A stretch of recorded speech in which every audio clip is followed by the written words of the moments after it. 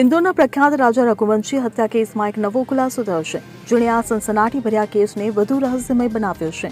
હવે આ કેસમાં એક રહસ્યમય છોકરી અલકાનું નામ સામે આવ્યું, જે મુખ્ય આરોપી સોનમ રઘુવંશીની નજીકની મિત્ર હોવાનું કહેવાય છે.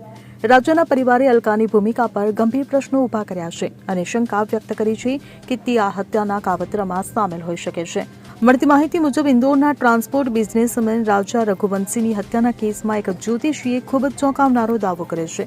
રાજા રઘુવંશીના જ્યોતિષીએ કહ્યું છે કે સોનમને લેસ્બિયન સંબંધ હોઈ શકે છે. આ દાવા પછી રાજાની માતાનું નિવેદન બહાર આવ્યું છે.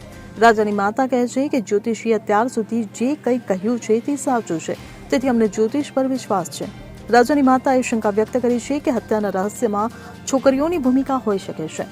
તેમના જણાવ્યા મુજબ 2 થી 3 છોકરીઓ એવી હતી જે હંમેશા સોનમ સાથે રહેતી હતી અને દરેક જગ્યાએ તેની સાથે જતી હતી. રાજાની માતાએ કહ્યું કે સોનમના પરિવારે તેની સાથે દગો કર્યો છે. સોનમના પરિવાર સામે પણ કાર્યવાહી થવી જોઈએ તેવી પણ તેમણે માંગ કરી છે. Bureau report CN24 news. હવે જુઓ દેશ દુનિયાની તમામ ખબરો તમારી આંગળીના ટેરવે.